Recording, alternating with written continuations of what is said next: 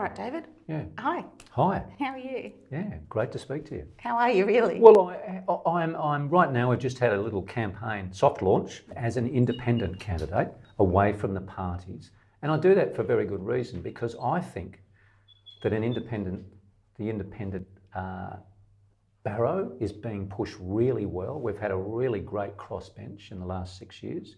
Cathy McGowan, Andrew Wilkie. We have Rebecca Sharkey. We have even Bob Catter, and we have one more who I'm struggling for now, but we've got a crossbench of 5, and they have been very strong in articulating the case for their own electorates. And I think it's time to reclaim our democracy the way the Constitution of Australia originally had. That is to say, electorates rule, and then they go to the National Parliament and they negotiate as a group for the best of the nation. You say reclaim. Do you feel that we've lost? You obviously feel we've lost something. What have we lost? Look, I've helped all sides of politics over the last 20 years here on the Central Coast. I support the democratic process. I like it. I think it's a good, robust thing. We all should be very grateful that we have the opportunity to choose. But we've had 30 years of economic growth. We've had a huge amount of goodness. In a way, I think it's actually led into complacency to a certain degree, because my observation the last 12 years, we've had 7 prime ministerial changes. Now, that doesn't speak to function. It's not functional, it's dysfunctional, that process. And I think the process, could be argued, is dysfunctional because of the big party system. We've noticed how factions inside turn over, roll elected prime ministers, but also ministers and roles and all sorts of roles around the country. So I think it's arguably dysfunctional. I think most people on the observation of Australian Parliament the last 12 years would agree. You just called the government and all this lead up dysfunctional. How do you prepare to make it functional? Do you have an answer? Well, I do have an answer for the Central Coast and by extension to the Parliament of Australia. Because it's my conviction that if we go back to asking the community here on the Central Coast in Robertson directly about what they want and what they expect, and particularly how they're to be funded from their national parliament, and so that we can convert those ambitions nationally into local things, build from the grassroots up. So instead of going top party down and see what fits, we go the other way. We articulate into our parliament our plan, our preferred future. And a crossbench of, say, 8 to 12 people will be very powerful, but also very stabilising for the Parliament of Australia. The parliaments of Australia that have had these stabilising forces in the middle of Parliament, I'm talking about community independence here, I'm not talking about extreme independence, community independence chosen from their community. They seem to be able to help the government of the day, because if their wings don't like something that they say, the government of the day can go to the independents and negotiate sensible outcomes. And I think we've seen that recently. The National ICAC suggestion, the National Integrity Commission, these have come from the independents in the Parliament. And I think that works because we all know we want an ICAC, a national ICAC, and the big parties have been holding off on it because they're scared for it. And this is how a good, strong, independent crossbench can help the Parliament as well as the Central Coast. ICAC, you've called for it for a while now. Yeah. Where is the corruption? Where? Well, look, I think it's institutional, it's systemised. And of course, I won't be saying on air any particular issue which I have witnessed. Do you believe there is? I know there is because I've been in it. I've seen how democratic process is compromised deeply. How bad is it? Well, it's bad in the fact that there are a small amount of people on either side of the big politics that decide pretty much everything, who gets elected, who gets pre-selected, which policies get up and down. That happens, I've seen it. To this day? To this day, it's happening right now. And now we're asked... You could name names? Well, I would... Not that you will, but... No, well, it's been... there have been media discussions about it before, but I would have to get legal advice before I say it. But I've witnessed it. And I'm convinced of it, and that's why I've stepped well away from advising and being involved in any party politics, because I know community voices are cut. Even membership voices inside the political membership organisations, they're ignored. They're used very much they're used as just handout days. They're not asked what they think. They're not even respected in many regards of what they think. So I've observed that decay of the parties and their membership base, but not just their membership base, but how they actually bring ideas to the top. It doesn't happen anymore because there are 5 people on either side that decide all the policies and the members are just told to suck it up. And I don't think that's good enough. It's certainly not democracy. How's that corruption that you've witnessed firsthand affected us foot soldiers on the coast? Well, it disenfranchises us. It disconnects the top, which has the money and the authority, from the community. If a community, for example, wanted an ICAC, which it does in polling, we have an 80% polling. The same-sex marriage debate as well. You know, these are big popular issues in a parliament you would think would go through very easily, but because there are vested interests that have huge amounts of leverage, they can block these things. They can block ICACs, they can block various votes all the way because they hold a disproportionate amount of power inside the parties. Remember, the party's members, those that sit in Parliament, by and large, are totally controlled by their party. So even if they are good people, community people, which I believe most of them are, they are told how to vote on issues, whether they like it or not. And I know they vote against their own conscience very often and against their own communities very often. What makes you immune? Well, because I don't have to answer to a party, I have to answer to the community. And for the last 3 years, I've been working with the community on building up a series of policies. We've had open forums and I've been out there talking to communities for 3 years what they want. And we've put together a very specific wish list for things on the Central Coast. There are 18 policy areas, everything from pensioners, industry, the local economy and so on. So if I do something wrong or if I'm asked to decide, I don't go to the parties and ask me how should I vote. I'm going to have to say to the Parliament, before I vote, I'm going to ask my community. In smaller and large forums and online, I will be asking my community what they think about, for example, an ICAC or, for example, euthanasia. That's what I will do. We'll get back to that in a second. You keep saying community. I understand, and I believe that you believe in the community. I do. But that's not enough to believe and to talk. Do you have actions? Well, I do have actions. I have a strong policy agenda. I've got 6 lead policy focuses for the Central Coast that are drawn from those 18 policy areas. One of the major things is that I'm saying we think nationally and globally and act locally. So, for example, on climate change, the first and the best thing we could possibly do is to stop the speculative oil and gas exploration off our beaches and stop the threat to our water supply, the Wallaroo coal mine. These are our Adanis. These are our big climate change responsibilities. And it's not just a matter of us reducing our own energy in our own homes. We need to stop this speculative activity and move towards more future-orientated jobs. This is our way of doing, and I've been involved with the Wallaroo and also I'm leading the PEP 11 charge here, to stop the PEP 11, the petroleum exploration, seismic testing here on the coast. So these are very real local things that we can do. But look, I have a history in other ways, Sarah. I was the chief advocate with business and community groups for the full fibre NBN on the Central Coast. You know, we signed up $400 million worth of investment before 2013 and before that was compromised. We got a third of the coast done. We've got more to go. We need to revisit and repair the NBN. And I've done that before and I'll do it again. Will it ever happen? It will happen because there's not just a matter of thinking about it. I have to go back and find practical ways to make that happen. And we have found a way that if we can negotiate it with the NBN Co, we can fund the repair of the NBN here on the Central Coast. Where's that funding going to come from? That comes from, there is money aplenty in Australia for these things because the NBN is a cash flow asset. And the problem the NBN Co has right now is because it's put in compromised infrastructure, it can't charge top dollar to businesses, schools and residents because it can't sell a top quality product. So it's relatively easy to argue to investment funds to say, if you help us upgrade this, you can have a cash flow stream for say 20 years and then the asset reverts back to the NBN company at the end of that. So there's money to be made in cash flow assets. They're better than toll roads and we all want really fast, really reliable broadband. It's vital in this age that we have that sort of thing. You mentioned roads. They're congested. Yes, they are. You want to build, you're very big in your environment plan on bicycle lanes, but we've got congestion. Yes. And the coast is huge. Yes. There's big distances to travel. Yep. And we're going bicycles.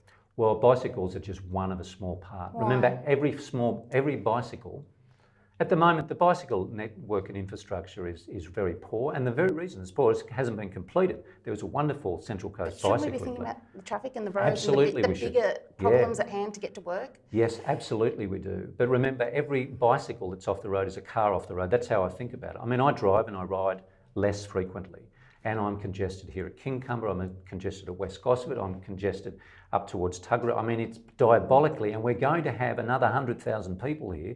We have to get the quality of the infrastructure up. And my analysis with council people and the RMS is they suffer from funding spikes and troughs. So what happened is we've politicised our road funding so badly that the only road funding that is announced is during election cycles, every 3 or 4 years. So we get $4 million here for a roundabout, but it takes 4 years to happen. Now, if the council had that money in the bank and it knew we needed a new roundabout, it could do it. So my Smart Infrastructure Fund is looking to pool our funds, federal, state, local and industry fund, together so there is $1 billion over 10 years. That's only $100 million a year.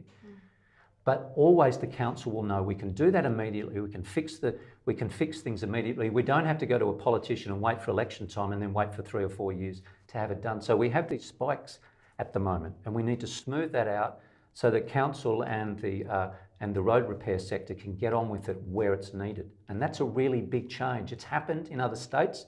I've copied this model from West Australia and South Australia. This is how they do it, pooled funding resources with long-term funding over 10 years, not election cycles. Election cycles ruin infrastructure investments. But you also need council to be on board. I do. Well, I do. That is quite true. How's that going? Well, the council are in their change process, but one thing I do know consistently with the councillors that I talk to and the management is one thing they know, as I argued at the time, there's nowhere near enough money inside council to fulfil its obligations. I argued articulately for a referendum on the merger of the two Central Coast councils. It didn't happen, they were forced by and large, and I also argued that the state government had to have $200 million to give to those councils to merge. To merge such big councils costs a lot of time and money. They're suffering from underfunding. So I have been told, of course, if I find a funding pool, it won't be knocked back. But as an independent, I can challenge state, local and federal governments to come up with the money if I show a business case. Business cases work. How?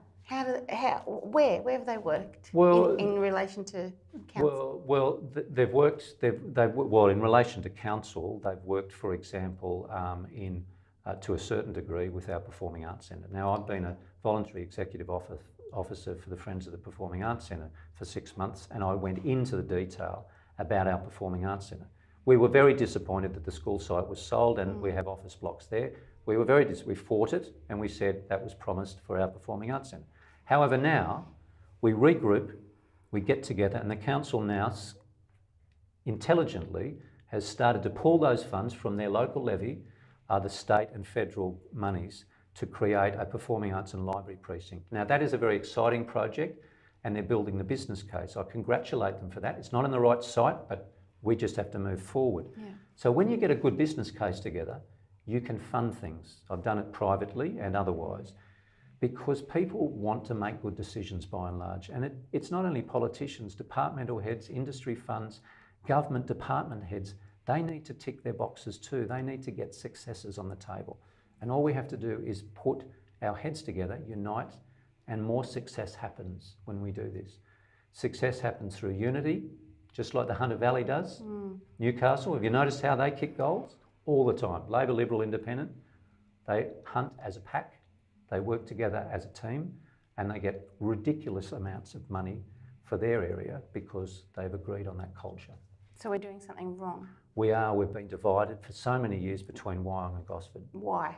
Who's to blame? Is there someone to blame? Well, I don't know. I've observed that there's a cultural problem with the Central Coast, and we because of the villages and valleys that we have, We don't have a city hall. We don't have our conversations properly. So we don't have a good place to argue and debate. So we often have groups and factions who are advocating for their own things at a time. And that's okay, but when it comes to the big ticket investments, like big road funding, $1 billion, not $70 million, $1 billion, and these are things that we can get if we work together. So there's a cultural change that has to happen. I think council has been dysfunctional. I think this council has a really hard job. The councillors have a ridiculously hard job to try and make this work. They need more funding, but more importantly, we need to develop a culture of working together. I'm not a fan of parties inside council. I think that all councillors should be independent. Sure, they can lean one way or another, but they shouldn't be caucusing and they shouldn't be using council for political gains. Will you address that? I will advocate to press it because there's legislation previously put in the Parliament of Australia that the federal government recognise local councils directly through a referendum, in which case councils will not be able to be dissolved in the same way from state governments, and they will be given hugely more responsibility, and they will be told if they stuff up, like as a parliamentarian does, there are big prices to pay. So we need to sharpen that. You can say hand on heart, you get into the seat of Robinson, you will advocate the shake-up of council. I will advocate for the Australian Constitution to recognise council and to fund it directly so that they take full responsibility for what they do. At the moment, they're not obliged in the same way to take full constitutional responsibility. They're still an agent and department of the state government, and that gets them a lot of get-out-of-jail-free cards. We need them to step up and be much more responsible. But we need to change things to do that. Would you call the Central Coast dysfunctional? Look, at times, yes, it is. Like The people? Look, no, not the people. So what is it about us why are we getting Sydney, Newcastle? Why are we not in the mix? Well, I think it's because the 30 or 40,000 very smart people who export their energy, their brain power, their pocket power every day to Sydney or Newcastle is the main reason. The fact that we don't have enough local industry to keep those people within 20 minutes of where they live, that they have to travel up to 4 or 5 hours a day to do that, makes the Central Coast collective IQ during the day quite low. Now, it's not... So we're a dumb region when the... Well, we're individually smart, but because so many smart people and energetic people in that working age leave every day, we have a vacuum of energy, money, and ideas. So therefore, when they get home, I know I did it, and many of us have done it all the time. When you get home, you're tired, and you might be able to go to the football or netball game on the weekend, or maybe you can coach if you're lucky. But we need that's why I'm such an advocate for local industry development. It's so important, and we're not doing enough to address that by any means. You know, that's part of why the NBN is so important, part of why roads and infrastructure is so important. You can't expect people to grow businesses when you don't have the right infrastructure. Obviously, that would address the horrible youth unemployment rate here. Something else needs to be done, not just research. Do you have an action plan for that? I do, and I will advocate, I know controversially, about a Central Coast-based HQ'd, headquartered university and a Central Coast TAFE with its partners. We need the decisions made here by our industry groups. The business and community leaders need to be on those faculties. They don't need to be defaulted up to Newcastle. Can we please have an arts and entertainment course? No, we can't, because we're running one in Newcastle this week. No, we can't have an engineering course because we've got one in Newcastle. Please come up there. No, we need our own faculty, our own business and community leaders on those faculties, so we can say, yes, of course we can build a marine science division here on the Central Coast because we're the most interesting marine research area on the East Coast. Of course you can, because that makes sense, and because there are local partners to make that happen. Food manufacturing is another one. I know food manufacturers have told me in our build-up that they've been very disappointed by not being engaged by their university and TAFE sector because they're so far away. It's not a factor that they don't care, it's just that they're a long way away. It's 2 hours to Newcastle. All of the major decisions are made in Newcastle for both Hunter TAFE and Newcastle University. We need our own. This would energise our region hugely, and our youth education rates will go up because they're one of the lowest in the state, and also our local participation rates in employment will go up because I know how research and skill training builds industry. I've run businesses, I know how that works. You can't do it these days without skilled people. You can build it, but do you think they'll come? Well, I think that there's such demand on the Central Coast. There's such demand. There's so many smart people who are not in our workforce, who are not starting the businesses that they should do because they don't have the skills partnerships in TAFEs and universities and funding models that they should have. I've been witness to a couple of young women who worked with me some years ago have started a great smart work hub at South Kincumber recently. Smart people who have started a co-work space. I mean, these things should be in the dozens, not in the handful, because these women are going to turn that area, that precinct, into an employment precinct slowly. But they need help and money, and if they had a university or a TAFE or another funding body behind them, they could really make a dent in our underemployment rates here on the coast. From the youth to the other end of the scale, seniors. Yep. Well, we all know what Spike Milligan called the region. We did. The above ground cemetery, it's tragic, but it rings true in some parts of the Central Coast. It is a sad indictment that our pensions are 10% below the poverty line. And there's so many pensioners, good people who've worked all that hard through bad luck or misadventure or whatever it may be, or disability. They have been given a pension, and not superannuates, I'm talking about pensioners, who for one reason they might be divided families, or they may be someone who's been in a work accident or whatever it may be, that they are on 10% below the poverty line. It's outrageous. It's ridiculous for this region because it depletes the economic capital of the Central Coast. A modest and sensible rise in the pension to the poverty line and then above would generate huge amounts of economic activity on the Central Coast because we have such a high level of pensioners. And of course, then there's the moral obligation. These people have worked and paid taxes and looked after their family and looked after their parents and so on for all these years and reduced the costs of our society massively. And in the last few decades or years of their life, we need to support them so they can support us. It's absolutely basic, and I'm very passionate about that. That's great. Now make a commitment to pensioners watching this. Well, give them something they can understand. I will advocate for, in the first 10 years of my, 2 terms of my, that's 6 years of my eventual candidacy and in the Parliament, that I'll advocate within 5 years to build the pension from below 10%, below the poverty line, to on the poverty line, with a goal in the next 6 years to go 25% above the poverty line. Now, these aren't large amounts of income we're talking about here. We're talking about small amounts of money, but for the Central Coast collectively, and for those people on the Central Coast, that means it. Now, as an independent, in the balance of power, perhaps, in certain situations, you can advocate for this. And I wouldn't be alone, because independents across the nation, in parties and small parties across the nation, have been saying this time and time again. The superannuation system is brilliant. It's worked well for people who have been fortunate enough to stay in the workforce from when they're 20 until they're 60 or 70. But for those that have had to dip out for family reasons, caring reasons, disability reasons, it doesn't work. And we need to build these people up and make them proud Australians. That's what I'll do. You've spoken at length previously about voluntary euthanasia. Mm-hmm. Where do you stand on that?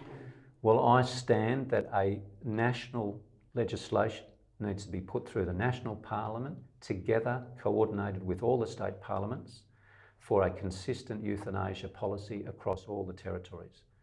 Our problem that we have now, as we witnessed 13 years ago, is when one territory put up euthanasia policy, it was quashed by the Commonwealth. We can't be in that position again. We need national policy. So I'll be advocating what 67% of Australians say, that they would like to have sensible, well-monitored euthanasia policies in a national scale across Australia, in all territories. So I'll be advocating in the Commonwealth to change the Commonwealth legislation so that they don't have a veto right in the first instance for states and territories. And secondly, that we have uniform laws across the country. We shouldn't be having euthanasia tourism. It's ridiculous. It happens now, I know, informally. I get that. But to bring things over proper oversight with proper medical and moral and ethical oversight is massively important. It's time, it's going to happen, we all know it has to happen, and I'll commit myself to that here. I know it's important for many people on the coast. You've been touched by a lot of people coming up to you, talking to you about that. I have. I am surprised. It is the largest issue at shopping centres and at markets have come up to me and faced and said, where do you stand on voluntary euthanasia? It's important to the community, David. It's important to a lot of people deeply that they help. They don't want to suffer how they've seen their parents or friends suffer in the last years or hours or days of life. Now, in addition to that, the intelligence I have picked up is we don't have a Central Coast palliative care unit, for example. There isn't one. There are seats in hospitals around the place. We don't have our own palliative care section. Every region in Australia has its own, except for now Lions and Elsie's Retreat have been advocating for years and raised money for it. We've had commitments and so on, uncoordinated commitments, but we need unity commitment on this. So whoever's in power needs to deliver that. I will fight hard for a Central Coast-based palliative care unit as close to one of the hospitals as possible so that people don't need to travel for hours to visit their loved ones in the last days or weeks of their lives, and it can be done in a humane way. We don't have that now. It's a real need, and I know increasingly the community understands that. I guess when it comes to your preferences, that's the deciding factor for many, wouldn't you say? Well, that's the second most asked question after euthanasia. Yeah. The NBN, youth employment and employment is this. It's important to know that I am an independent and I'm rung up every week several times by the big parties, where are you going to preference? Now this is the lower house. Are they putting pressure on you? They are, because they call me the kingmaker. Well, that's ridiculous. I said, Who called you that? Well, on both sides, I'm labelled the kingmaker because apparently my guidance and preferences would decide who wins the seat. I don't want to be in that position. It's not right for democracy to be in that position. So I've taken a commitment after deep consultation with the community and my community consultative team that I will put one for Abrahams. And as Tony Windsor has done, as Cathy McGowan has done, as others have done in the independent sector, then I will appeal to people's own consciences to mark 2, 3, 4, 5, 6, 7 after that, of their own volition. And I will put one, and then they can do what they like. I want to re-empower the voter to think about what they're doing. They can take how to vote cards from other people, and I know they play their games, that's up to them. But I will be advocating for myself and my policies, and then I will be saying, you empower yourself where you want to put your second, third, fourth, fifth, sixth and seventh. So you don't have preferences? I won't have preferences. I will have myself and I will appeal to the population. And that's it? That's it, simple. Now, I know it won't be popular with the party head kickers, but this is democracy, and in my view, this also empowers the voters to do what they think is in their hearts. And of course, they can preference themselves, which the Constitution asks them to do. But then we should give that to the voters to decide. They're not mugs like many pundits, political pundits think they are. People are thinkers, and they think and they feel with their gut, and they know where they should go. I'm going to give them that freedom, in at least in my campaigns. You're very passionate, you've got the drive, you're not as jaded as others that have come and gone. You're angry, you've got feelings as well. Is it going to last? It's a good question. Aren't you afraid of burnout? Well, I am. The powers that be that will come down on you. Sure. It can happen. It can happen. It's happened. I've seen it happen. What I can do is surround myself with good, positive people, of which I've always done. Good, positive people who can balance the turmoil that has otherwise been in politics, particularly for the last 12 or 13 years. It's been ups and downs, troughs and so on. That damages people because people get into personality politics. It's not a good idea. We shouldn't be playing the person. I know the other two major candidates, or the three candidates, the three women there, are good people. I know them personally, they are good people. However, it is my conviction that they have a party machine behind them who tell them to compromise their own values to make decisions. That hurts people, I know it does, is because it weighs on your mind when you vote against what you actually think and what you believe in. I won't be in that position, however I will be put in pressure, I know that. However, I do try to keep myself fit as much as possible. I walk and look at the dawn every day, and that's important, and my friends and family are very important to me. and I think that helps. But I'm also on a mission not to become a minister or to become some sort of, I don't have to climb the pole. This is it for me. I'm committing to do 2 terms only. I don't want a career in this. I don't need a career. I don't really want to do this. But I know it has to be done because career politics is dead. It doesn't work. It's a dud. If you say you've always dreamt to be a Prime Minister or to be a local member, that's not good enough. You should be in the community. Experienced people should then be forced, like the Speaker in the House has done, dragged to the front and said, right, that's your role and responsibility. That's the right mental approach to take. And that's where we'll win back people's minds, when people see it not as a career, but as a duty to the people of their area and to the nation. Do you think your critics are... What are you going to say to them?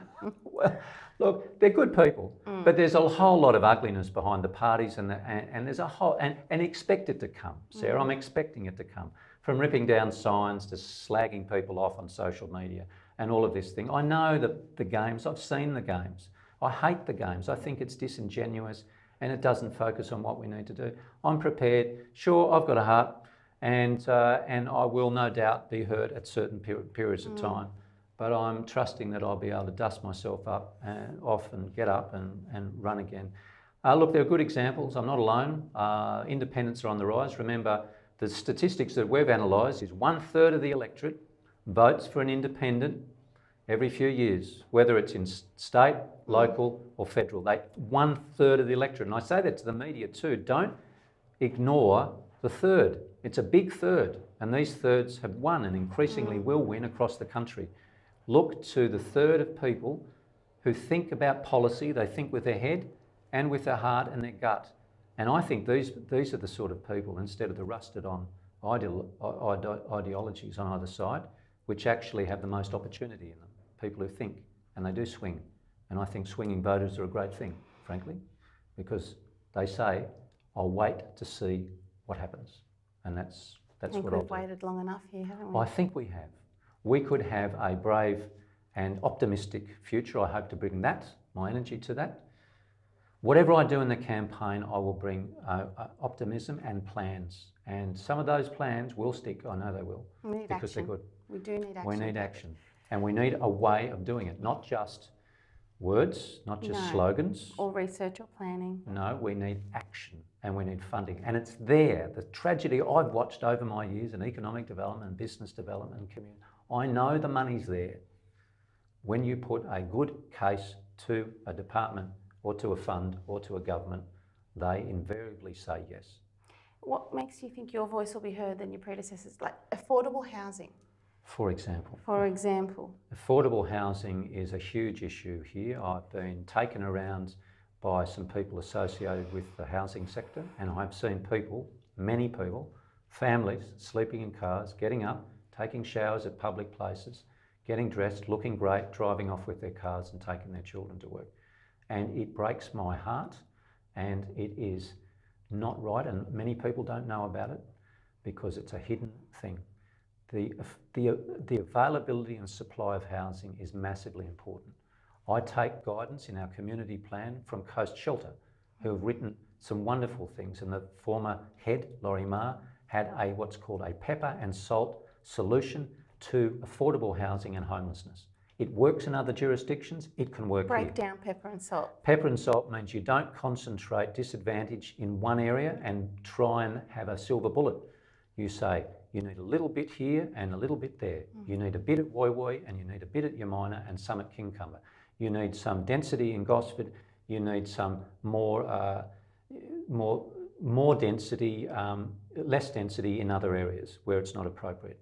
So we need these decisions. It's more, the pepper and salt strategy is you do it everywhere. You don't look for a silver bullet. Silver bullets don't work because the housing market is so diverse and we have so many innovative developers. They should be allowed in the LEP and the laws to actually do pepper and salt developments to create density and build suburbs and villages of advantage, not disadvantage.